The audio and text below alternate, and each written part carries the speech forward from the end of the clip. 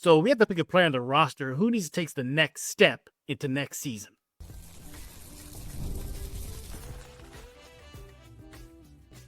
You are Locked On Spurs, your daily San Antonio Spurs podcast, part of the Locked On Podcast Network. Your team every day. Hey, welcome back to Locked On Spurs. We're in the Locked On NBA Network. I'm your host, Jeff Garcia, Spurs writer for Ken 5 San Antonio. Glad to have y'all back. Hope you're having a great day. And as always, we thank y'all for making Locked On Spurs your first listen each and every single day. You guys are there every day. Just keep on coming here to Locked On Spurs. Subscribe at YouTube, iTunes, Spotify, Ken's 5 Plus app. You know what to do. Hit that subscribe button right now. Today's episode is brought to you by FanDuel. You want to go check out FanDuel right now because new customers can get themselves $150 in bonus bets when your first $5 bet wins. Go do that ASAP. What are we talking about today? We're going to be looking at the roster as of this recording. All right, keep that in mind. And look up and down that roster. But you know what? If I have to pick a guy on that roster, this guy needs to take the next step. This guy needs to take the next step. This rookie, second-year guy, or maybe a veteran. Yeah, we're going to be discussing that and then get into some Spurs news and then look at what y'all are talking about over at the Locked On Spurs fan section at the Locked On Spurs YouTube page. You guys are talking a lot about the silver and black. Yeah, I guess summer league ain't enough to quench your thirst for Spurs basketball. But we'll get into that in a few minutes. We're going to bring in our guest. Look who's back from vacation, everybody. It's Mr. Rudy Campos. He's with Sweep the League. Follow him on X at Sweep the League.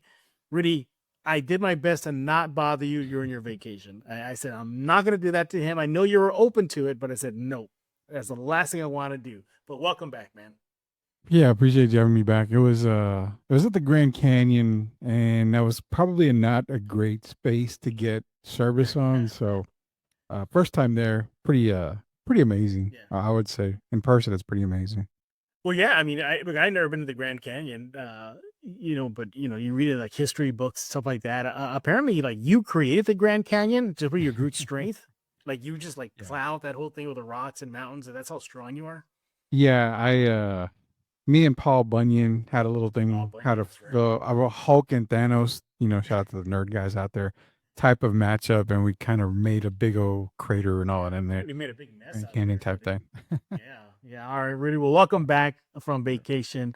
We missed you here, but we got a lot to talk about today here at Locked On Spurs. And as of right now, Rudy, it feels like I want to say the roster is set. You expect them to tinker a bit, especially come training camp.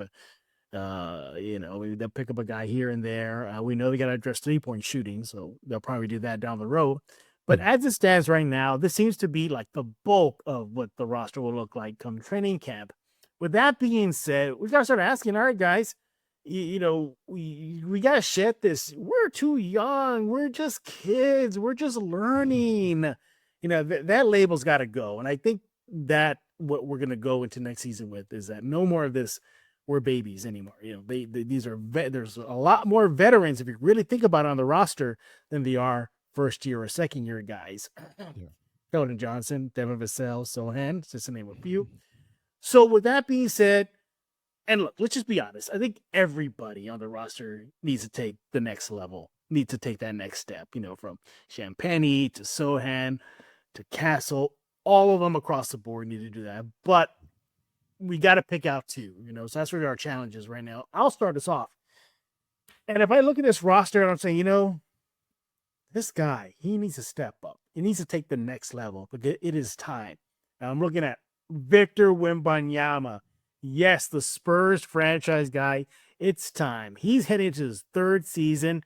It's time for him to show why he was given that label of generational. That's Rudy's favorite word, by the way.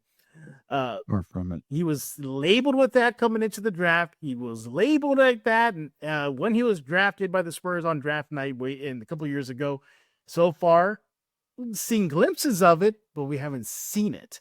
Now, sure, the blood class last year shut him down after 40-something games. Then there was his rookie season where he played about a little 70, 71 games right there.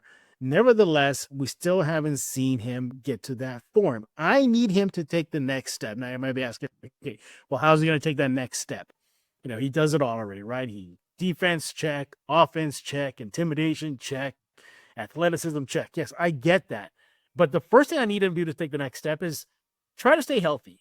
That's the first thing for him. Try to stay healthy for as close as you can get to 82 games. And I think he'll do that.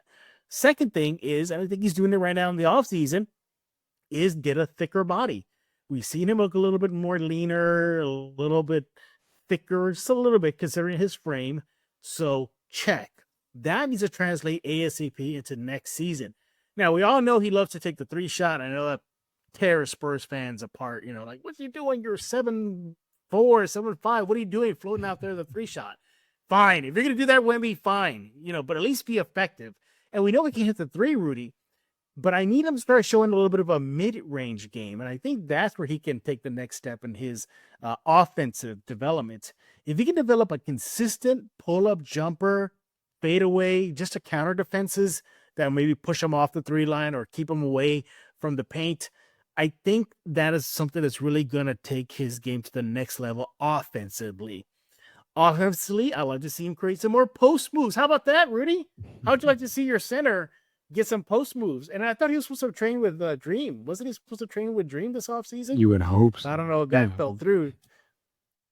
But hook shots, up and unders, bodying people in the paint. Yeah. Look, he's scratching the surface of what he can do, and the numbers prove it. I am not discounting what he can do on the court on both sides. But if we're looking at offensive first, that's how I'm looking at it right now. This is just 2 examples where I need to see him take the next step offensively. What do you think, Rudy? I think you're hitting it right on the nail on the head there with the offensive side. I think, he's going to rely on his 3-point shooting, which, again, he's shooting about 35% on the second year in the league. So he did improve on 3-point shooting off of 32% his rookie season. So he can shoot the ball, but the mid-range is where we want to see him improve at. I mean, he's shooting right around 46% for his 2 years as a Spur. And if you think about it, if you knock out those 3-point attempts that he constantly takes throughout the games and throughout the season, he's probably shooting well above 50. I would say darn near 60% from the field from about 15 feet on in. So improving that, not improving it, just continuing adding that mid-range, doing a lot more in the post, being more effective there. That's where you want to see Wemby improve. But in all, I've always said I don't consider him generational. It's very hard for me to use a generational word, but his numbers have improved in only 46 games, where it was 71 his rookie season, 46 second year. But yet in those 46 games, he improved all categories. And I mean, even his turnovers were down by 0.5, but I mean, 0.5 is good when you're a center and you're still a rookie and you're developing. But overall, Jeff, I mean, yeah, the improvement for Wemby, I would say the offensive side is probably the number one thing. But for me with Wemby on the improvement side, where he needs to kind of get better at, I think it's the pick and roll game for him. And it's more of the roll than it is the actual pick, because he does more of a pick and pop. I would like to see him get into an old school pick and roll type move where he's rolling to the basket. No one's going to be able to block his shot. He's going to get more points in the paint. That's the improvement I want to see when it comes to Wemby, is basically go back to the old school pick and roll. Now, defensively, you're probably wondering, okay, where else can he get better? He's a defensive monster, from the shot blocking to the intimidation factor, et cetera, et cetera. First of all, foul issues, we've seen him get into foul trouble sometime now. He's only averaging about 2.3 last season, 46 game. I think he's about 2.2. I'm going to lift that up real fast here. He's 2.3 for his career.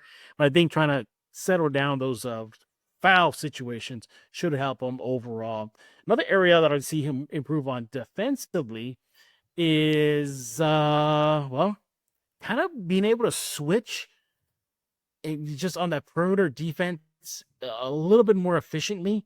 We know he's quick, we know he's nimble, but I think he can leverage his length and his size and his quickness, not just to the bigs, but also to maybe those swingmen. I think that will help too. Just basically refining the footwork defensively. I think that'll help him there. But there's really not much to say as far as the defensive side, unless you could think of something really think like, no, Jeff, he needs to tweak this defensively. What do you think? I think my initial thought was that he was going to be pushed around in the NBA by bigger centers and power forwards. you kind of see that. So I think the stance is the biggest thing, getting a better defensive stance. But I mean, at that point, you're kind of nitpicking on a lot of stuff. I would say maybe steals. He did kind of drop a smidge on steals for the season, but again, we're kind of nitpicking on on a guy that should have easily been back to back defensive player of the year. Oh, yeah. So I think on the defensive end, he's really fine, kind of just fine tuning a little bit. If we're talking any type of defensive role for me, I still think him averaging, right around 11 rebounds. It's kind of crazy. I'm going to say this, but at 11 rebounds, it's kind of low. I think on the defensive side, he's averaging like 9 defensive rebounds, or just under 9 for his career. So I'd like to see him crash the boards a little bit more instead of getting more giddy and excited to get out in the open court and not worry about the rebounding. I think that's more on the defensive side of the ball. Crash the boards a little bit, improve your rebounding side on the defensive side. I'd like to see him right around that 13 and a half rebounds a game, where he's actually averaging about 10 rebounds on the defensive side and maybe a couple on the offensive side. But that's my biggest thing when it comes to Victor. It's very hard to nitpick on the defensive side of the ball. Yeah, exactly. And again, you give him, I want to say a complete mulligan, but 46 games last year due to blood clots. You throw in the factor, maybe some of the numbers are skewed here a bit. But overall, no, I just need Wemby to be that franchise guy that he's labeled. Not to say he hasn't been, but there's levels to this. There's your upper crust of the NBA when it comes to players, or LeBron, Steph Curry, Giannis, and then there's your Halliburtons, your Jalen Brunsons. Are good, but are they at that next level? And I need Wemby to get to that upper crust, that 1% of when it comes to franchise players in the NBA. But nevertheless, yeah, I'm expecting a big season from him. He's coming back healthy. He stopped the world tour. He's now back in San Antonio, according to reports, in the gym, already practicing. So yay, no more wild kicks on the pitch, soccer, and risking injury and going with Shaolin monks and training. So that seemingly is over, but we'll see. We'll see. All right. So I'm picking Victor Wembanyama to take the next step, level up next season. What does Rudy have to say, and who is he going to pick as the player he needs to see take the next step? We're going to do that and more with Rudy Campos right here on Locked On Spurs. Make sure to follow him on X at Sweep the League. Hey, I want to talk about FanDuel. Some sports are in full swing, and whether you're about baseball under the lights, golf in the green, or even some soccer action, FanDuel is the best way to make every game feel more exciting. So you're ready to follow the action, right? So why not make things a little bit more thrilling? With FanDuel, you can get in on the game while your friends are just getting sunburned on the beach. You got daily promotions, fun ways to bet. You can bet on your favorite matchups. The app just keeps it fresh. So you get fast payouts. What else do you get? Oh, yeah, it makes every regular season game feel like must-watch TV. So whether you're placing a same-game parlay or, just watching your bet right into the ninth inning, don't forget FanDuel makes it like you are part of the action. New to FanDuel, not a problem. New customers can bet just $5 to get $150 in bonus bets if your first bet wins. Open the FanDuel app today or visit FanDuel.com to get started. And we're back right here on Locked On Spurs, joined by Rudy Campos of Sweep the League. Also, did you know this? True story. Did you know that Rudy, yeah, not kidding, he had to turn away Selma Hayek because she is coming on to him too strong. And he said, you know what, Selma, I'm good. Just, go do your movies. I'm fine. Rudy, you're a strong man. Any man would have crumbled in that situation. Yeah, me and Selma have a history, but it's a history of just being friends. That's it. What? It's just nothing more.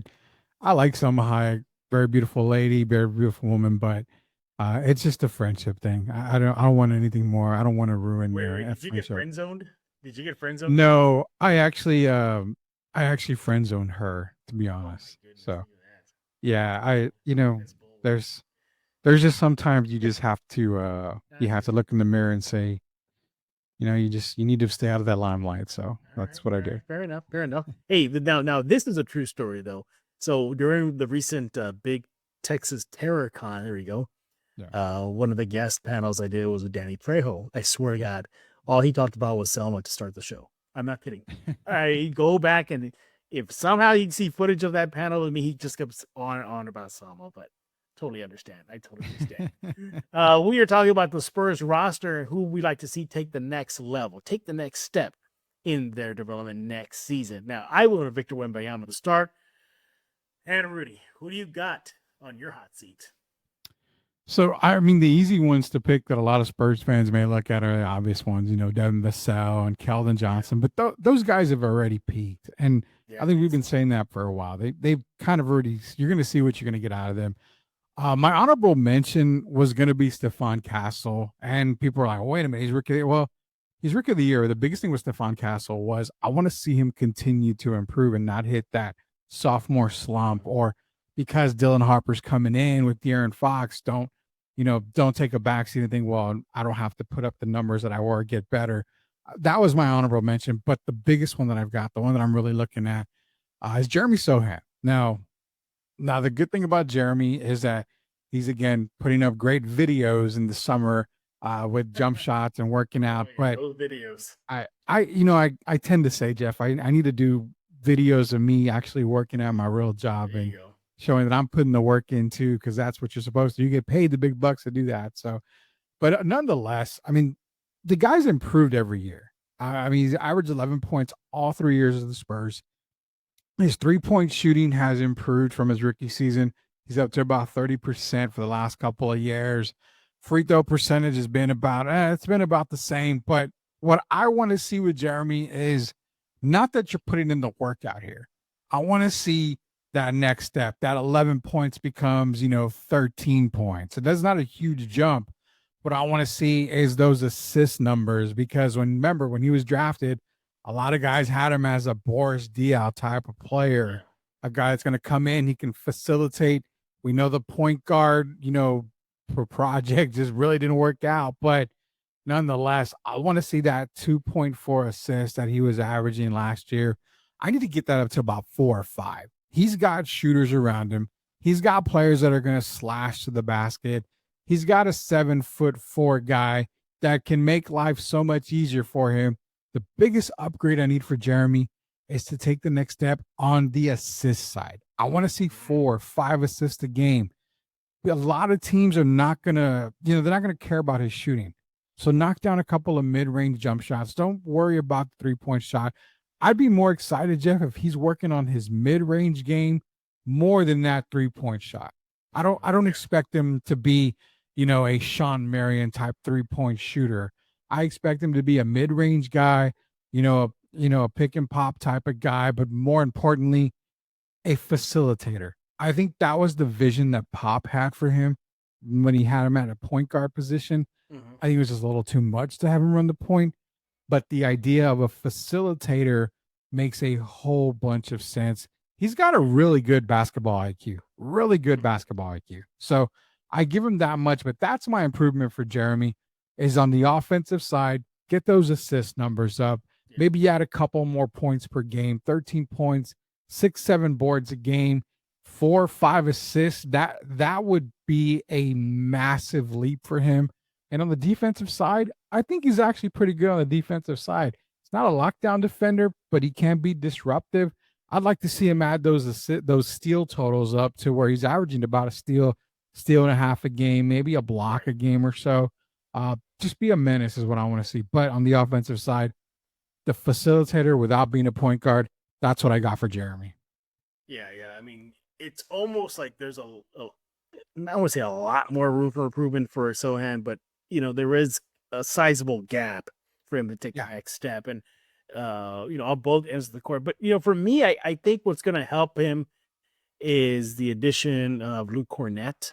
I think that's going to help him tremendously, because now he can play his natural position, which is that small forward, power forward spot, not necessarily have to play the 5, because the Spurs have been small for the last couple of years. So first of all, I think that's going to help him, and you should see some increased production statistically next season. But with that being said, I think he could develop some synergy with Wemby and to a certain degree Kornet. You look at last season, I got the numbers here. So 24-25, 483 minutes alongside Wemby, all right? Yeah. So that got them a 110.6 offensive rating and a 107.1 defensive rating. So there's some strong synergy there. I think you can build on that.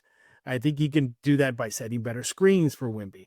You can do that by rolling to the basket, something you brought up, facilitating, something you brought up. I think in that situation with that pick and roll synergy with Wemby, and also, again, develop that with Kornet as well, that's going to free him up for easy baskets at the rim or even other, pass out, kick out, roll, kick out to Barnes, kick out to a shooter. So I think that's going to help him there. So I'd like to see him get better in that department. But do you feel like if you had to look at the roster entirely as a whole, why does it feel like he's probably on the biggest hot seat than anybody on the roster?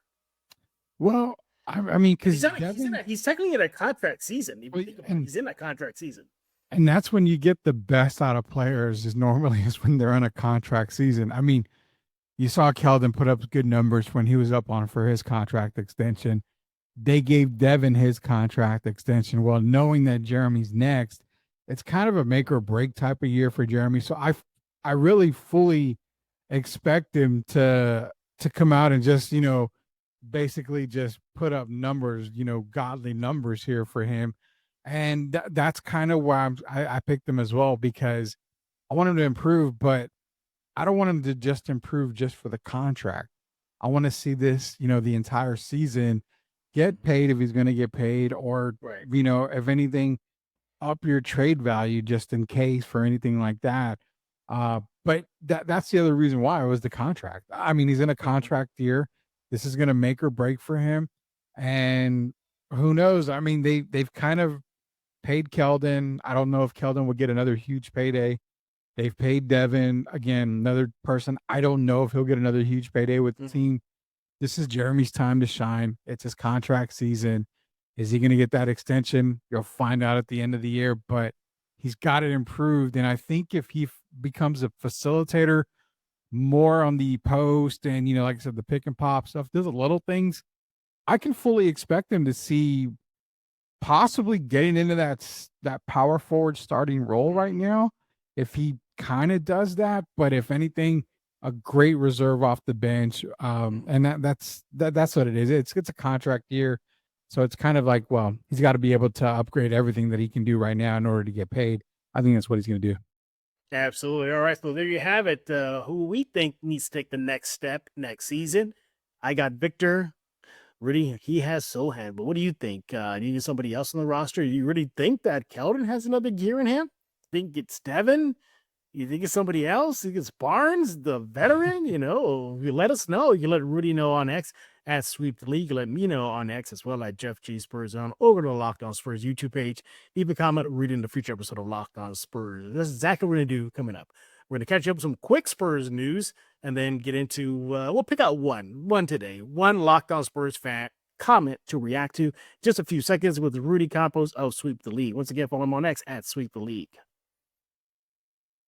And we're back right here on Locked On Spurs, joined by Rudy Campos of Sweep the League. He is on X at Sweep the League. Now, during the break, Rudy told me that he's not quite done as far as focusing on Sochan, but you're looking at somebody else on the bench, not necessarily a player, but a coach. You think that's going to be instrumental in Sochan's development?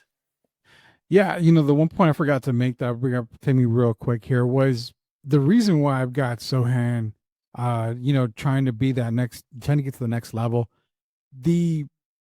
And again, I'm going to just put it out there. The reason why I've got the Spurs as actually one of the top teams, not top four, but one of the top tier teams in the West is because of the coaching additions they've added.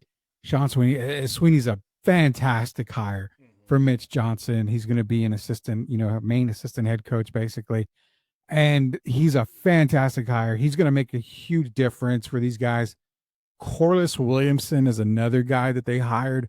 You're talking about a guy from Arkansas, played in the NBA, a big nasty type of player. And that's his nickname actually for you guys, the young kids that don't know. These hires that they're making for the coaching staff for Mitch Johnson, phenomenal. This is the coaching staff that if you really look at basketball and you kind of study the game, which a lot of people do, this is the staff that you start to see make changes to the roster for the better. And I think Sochan, when he gets with Corliss Williamson and Sweeney, and correct me if I'm wrong here, but Rashard Lewis is actually on the bench for the Spurs Summer League. if I'm not mistaken, Yeah, he's a guest coach. Or, yeah. Yeah, So I mean, guest coach.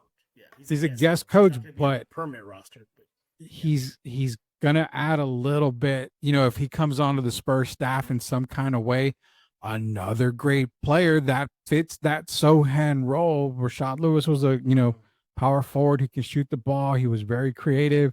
Again, these hires for the coaching staff, they're magnificent hires. They actually get an A++ for me on the coaching staff hires. yeah, I'm right there with you. Yeah, those were two really good coaching picks, and apparently the Mavericks, they did everything they can to keep Sweeney on the roster, but they just fell apart. And hey, whatever, bad for the Mavs, good for the Spurs. So Good for the Mitch Spurs. Johnson as well. All right, some quick Spurs news that you may have missed. You probably didn't. It is official. Luke Kornet is a member of the San Antonio Spurs. You all know, starting from Monday or Sunday, just a few days ago. I'll put it that way. It was teams can announce, deals already made officially, so it's official. Little funny moment during the introduction chat with Kornet. He chose 7 because he's hoping to be 1/3 as good as Tim Duncan. So he already has that sense of humor already on him, but he'll be wearing number 7. So Did anybody ask Fabricio if he was okay with I that? was just about to say that. Yeah. So he's I have his jersey. Great. Oberto and Carl Herrera. Remember Carl Herrera was there. Carl Herrera, yeah. I've got the Alberto jersey. You've seen it before. I've worn it on one of Lockdowns a while back. Yeah. So now I gotta wonder, do I need to put the tape on the back of it and put Kornet on there because I've got the number already in 7. I think you leave it as Alberto. I would leave it as Alberto. I just want to make sure Fabricio was okay and signed off on number 7 being used. If I run into Fab, I'm gonna ask him that. Are you okay with Kornet wearing your 7? Yeah, see what he says. Who else wore number 7 for the Spurs? It's Carl. Right. Now Luke Kornet, Alberto. Was it David Wingate? No, Wingate was 25. 25. He Yeah. was 25. That's right. He was that's the best 25. man. Who else wore number 7? He likes the tip of my tongue. J.R. Reed? Yes. North Carolina's own J.R. I think Reed. it was J.R. Reed. Yeah, I think it was. But all right. That's probably the more. Locked on Spurs fans will let us know. Yeah. Yeah, I think it was. Yeah, I think J.R. Reed. Yeah. Yeah, J.R. Reed. I would say I just looked him up. I had to. I was like, let me look it up. J.R. Reed. Yeah, definitely was one of them. Was Miguel Knight 7? I think it was 11. He was 11. 11 or 12. It was 11 or 12. People are crazy. They're thinking, why are these guys talking about guys we don't even know? Like, that'll do that, Run. No, yeah. People didn't know that's how old we are. All right. Let's get into a Spurs fan comment left on the Locked On Spurs YouTube page. And whoo, you guys are leaving tons of them. Oh, which one to pick? All right, I'll pick this one. This is from Brian Harper, 9137. I wonder if in relation to Dylan Harper. We'll see. But anyway, he says, quote, guys, if a great three-point shooter is any good at defense and ball handling, no one is going to let them go. Do you want to replace Castle with a guy who shoots 40% from 3 but can't guard? You're not able to just get a three-point shooter. You be getting a player who has to be evaluated at defense, turnovers, locker room, someone sit on the bench to put someone else in. So I guess Brian Harper here is reacting to whether or not the Spurs are a complete roster right now. So yeah, I guess that's where I guess he's trying to get at here is like, do the Spurs need just a 3-point specialist, or do they need to have a 3-and-D guy if they want to fill that lack of a sniper on the roster? What do you think about that? If they go get a sniper, does that sniper have to play defense, or just, hey, this is what your role is, knock down the threes, and we're okay with that? Man, I would. That's a tough one. That's a great comment, by the way. Isn't that what Carter Bryant supposedly is supposed to do? So, yeah, so Carter Bryant is supposed to be your prototypical modernized 3-and-D type of player. You're gonna get a great feel for Carter Bryant. The kid can play, and I don't think you need to go get anybody right now. You've already got. It's crazy. You've got 3-and-D guys already. De'Aaron Fox is a great defender. He can shoot the three ball. Stephon Castle has improved his jump shot. We know he's a defender. Carter Bryant's going to develop into that type of player. And off the, another reserve, Devin Vassell can defend and he can shoot the three. So I really don't think you need to concentrate on just getting a 3-and-D guy or specifically a defensive, minded person. Back in the day, the Spurs' best defender is Bruce Bowen, a 3-and-D type of guy. Kawhi Leonard was, 3-and-D for a while. He became an all-around scorer, but for a while there, he was shooting the three ball really well. Danny Green, defensive guy, but also a three-point shooter. So it falls within the parameters of the Spurs' history. These days, title contending teams or NBA final appearance teams, it's about the depth. And if you look at the Spurs right now, the people are going to call me crazy, and that's fine. Leave it on YouTube. Jeff will read the comment. But the way the Spurs are built right now, they added a lot more depth.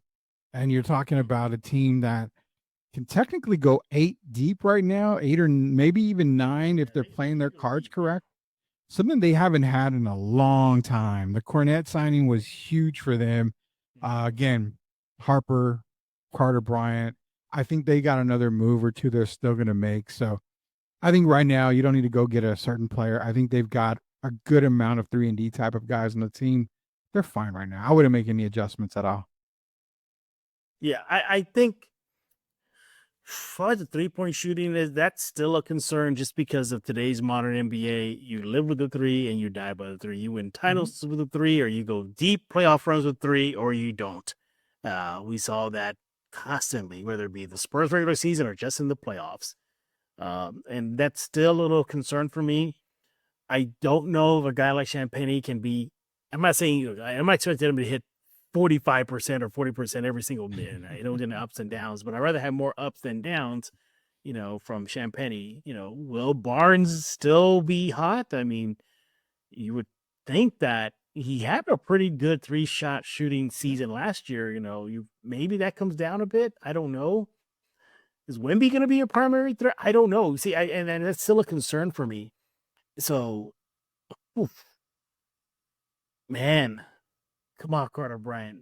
I mean, you got to show out, man. I mean, that if he could be that 3-and-D guy, my goodness, that'd be awesome. Well, I'll keep away from Austin for a while and keep on that Spurs bench. But nevertheless, yeah, that was a great question there from Harper here on the Locked On Spurs YouTube. Do you think Carter Bryant goes to Austin? Yes, I think not like a Harrison Ingram or a Riley Minix, like 90% of the season there. I think.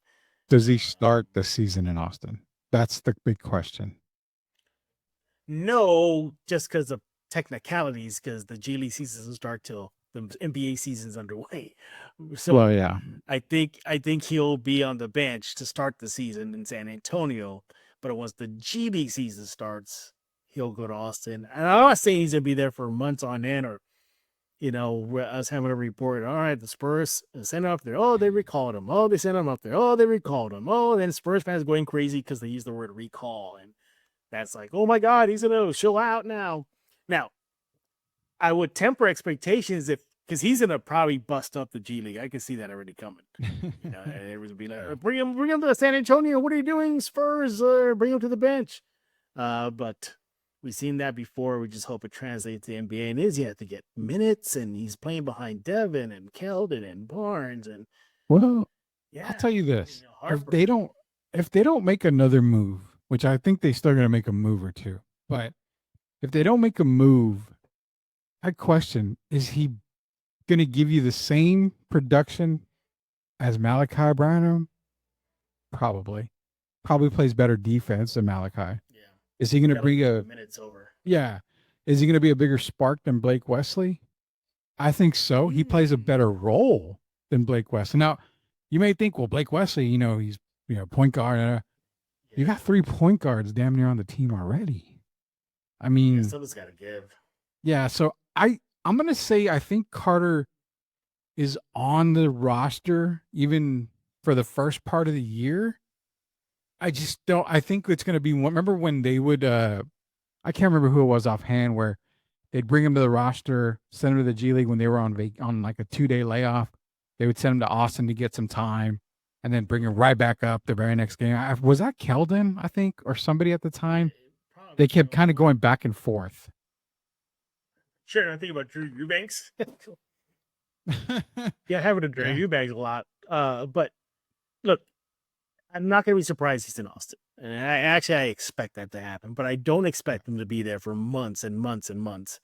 I think that if he proves that he is that defensive guy and can hit the occasional three, that's going to be enough for the Spurs coaching staff to keep him in San Antonio.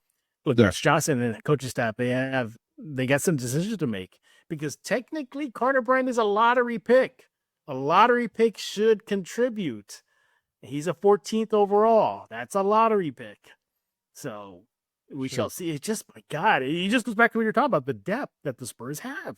Yeah. At that wing swingman spot that Bryant plays, it's like I said, it's Vassell, it's Keldon, it's Barnes. Who else am I missing? Possibly Harper. So there's that. And then, he's not a point guard, so you can check that off. He's not a 2 guard, so you can check that off. He's not a 5, you can check that off. So that leaves, the 3 and the 4. And there you see the logjam right there where he can possibly win it. But if he's going to get any minutes, it's going to have to be 3 and D. And that's where he's going to have to make his bread and butter. The 3 and the D. Yeah. It's crazy to think. It's crazy to think. I would say it's crazy to think because he's 6'8", but his outlook, and I'm going to probably make a lot of people mad, but his outlook is probably better than Jeremy Sochan's coming into the league. So, man, somebody's gonna clip this portion. Well, no, and that's fine. But I mean, I think because when Jeremy came in, Jeremy wasn't a lottery lock coming into the draft, and it was a very surprising move to see the Spurs draft him where they did. So, coming into the league, I think Carter Bryant probably has a bigger ceiling than what Jeremy has. I see that, yeah. I think the impact will be quicker than what Jeremy provided in his first season. Now that's what I found. With those 2 guys, both bench players, one at Baylor and one at Arizona. They weren't starters. Yeah. I mean, you kind of almost drafted Jeremy again, but I think with Carter Bryant, it's so hard to say because you've seen what you get out of Jeremy. Can you envision this happening during the season, maybe even preseason? Carter Bryant outplaying Sochan? Yes. Whew, I can't. Yeah. I can't. It's not a knock on Jeremy. No, it's not. I think Carter, personally, from what I've seen on like on film, because I watch a ton of film on players, I think Carter's more polished coming into the league than where Jeremy was coming into the league. This would be a great Locked On Spurs future episode. Well, we got to tease it for other times, I'm sure. Yeah. I think we gotta table this one. That is a good one, man. Don't be surprised if I burn it sometime this week, man. It's a good one. Yeah, that's a good question. Does Carter Bryant have more upside than Sochan? That's a great one. We're gonna table that. That's gonna be a future episode of Locked On Spurs. That has to be a roundtable discussion one. I can see people like, are you kidding me? Flipping tables and everything. But all right. Thank you for that comment there, Harper. Technically, a Harper did leave a comment on Locked On Spurs. Brian, that is. So we appreciate that. Rudy, you're back from vacation. What's going on with Sweep, man? Yeah, so Sweep's it's gonna be on and off the coming week right here. I'm back from vacation after a whole week off. So we'll get episodes in. We've got a lot of other great shows that are coming on.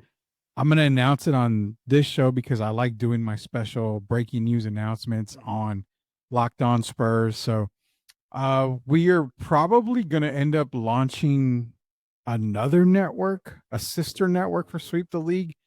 We got more shows coming in, but it's kind of time to separate, this side and that side. So we may be launching another YouTube channel, so be on the lookout for that. If you subscribe to Sweep the League TV, subscribe to the other YouTube channel as well, because there's just so many shows that we're coming out with.